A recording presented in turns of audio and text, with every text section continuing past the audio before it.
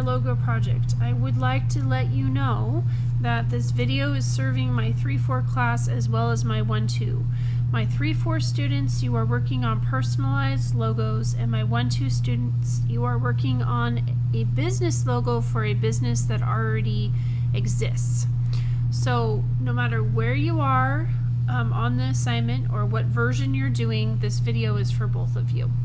We are going to start by opening up Illustrator, and we're going to create a new file.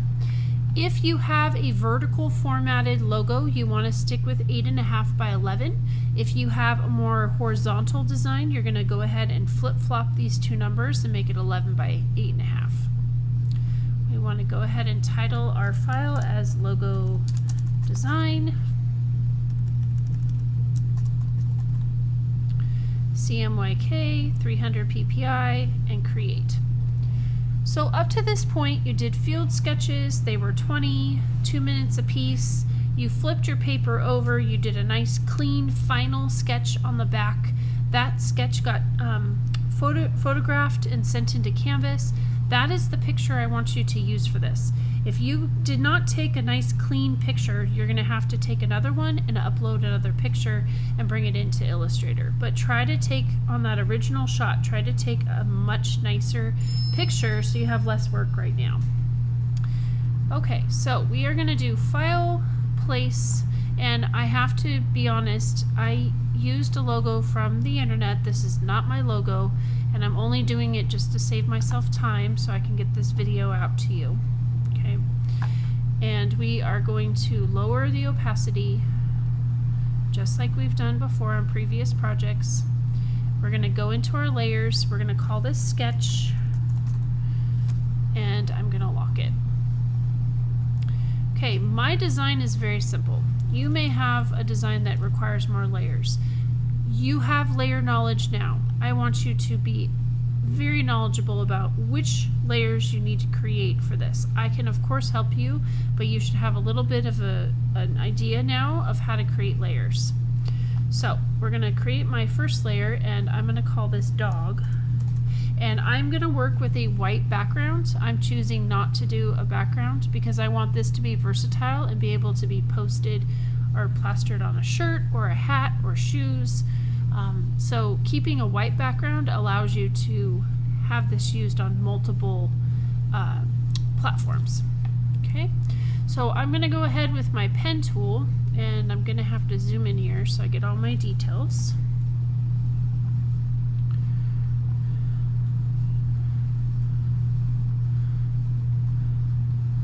And I'm just going to go around.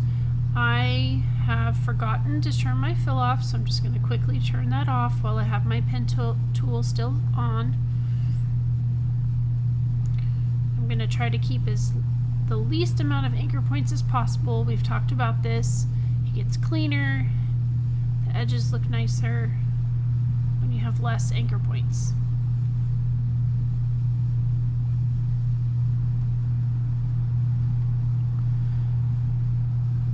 Now this logo is actually the style, what we call closure. Closure means that when you have an object that is cut out of another object and there's no line, distinct line to identify what it is. So the cat is not outlined, but there's an outline created with the dog. There are multiple logo examples out there that show this, that you'll find on the internet. One that I can think of off the top of my head would be FedEx. FedEx has an arrow. That arrow is not outlined by any means, but it's there. And it's there because of the way that they cut it out of the background. Okay, so take your time. Don't rush like I am. Let's get those lines nice and clean and lined up as neatly as possible.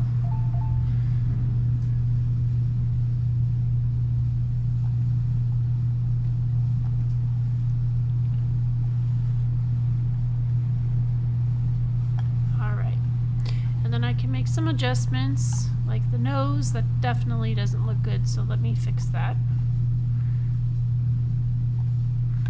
Okay, and then I'm gonna bring it in and kind of round it out a little bit. I'm gonna round out his ear to the top. Okay, and then I'm gonna use my circle or ellipse tool to do the eye. I'm gonna keep that same eye for the cat, except I'm gonna make it smaller. And now I have my logo. At least the picture part of my logo. Now, I had talked about how to customize your type, and depending on how you wanted your type to look, you have to decide which way you want to achieve this. Definitely make yourself a layer.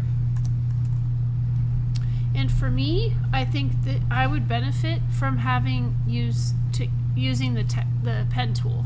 So I would just begin using my pen tool, keeping it as neat as possible.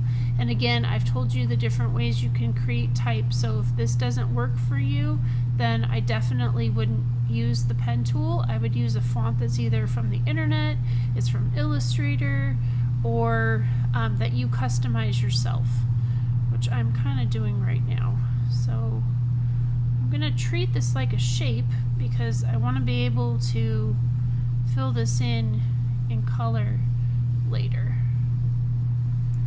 And it's getting a little complicated because there's a little bit of overlapping, but I'm going to just generally stick with the outside edge. And then I'll come in and do all the inside design.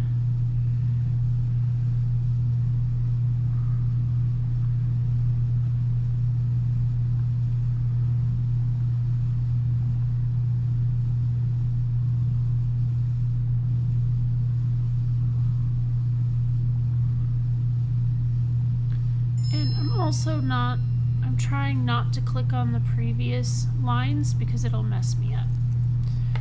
Okay, so I'm going to come in here with my curvature tool.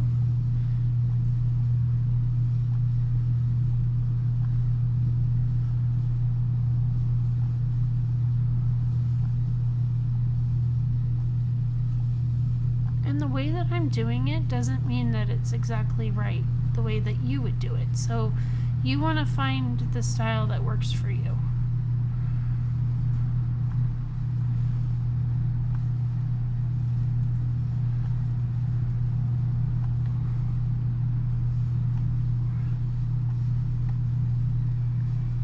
Okay, now the problem with the way that I did it was that I have to cut out this part. So what I'm going to do is I'm actually going to create those parts separately using the pen tool. And again, you can see how rough edged my outline was. I would be going back and fixing that and making sure that it's nice and neat and tidy.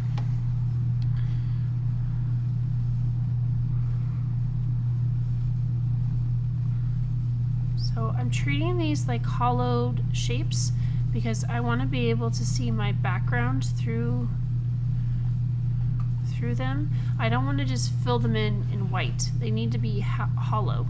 So if you do save this as a ping and you were to put this onto a t-shirt, then you wouldn't have any type of color or fill added to the inside. Okay, so definitely take your time to make the edges look cleaner than I did if this is what you're trying to do. Okay. And I'm going to first fill in this shape, and then I'm going to find my two that I made by holding shift, and I'm going to grab my shape builder tool and I'm going to take these away. Okay, I have some more to do, so I'm going to click, I forgot about this one, so hold shift, grab my shape builder tool and then cut this out. Okay, so I have hollowed out letters and it's completely filled in now. Okay, this does not look good. It needs to be fixed and edited, but it would by the time I turn it in. And I'm going to turn off my sketch. I'm going to have my finished design, I'm going to save it to my Creative Cloud, and then I'm going to upload it as a ping, so export as a ping, and turn that in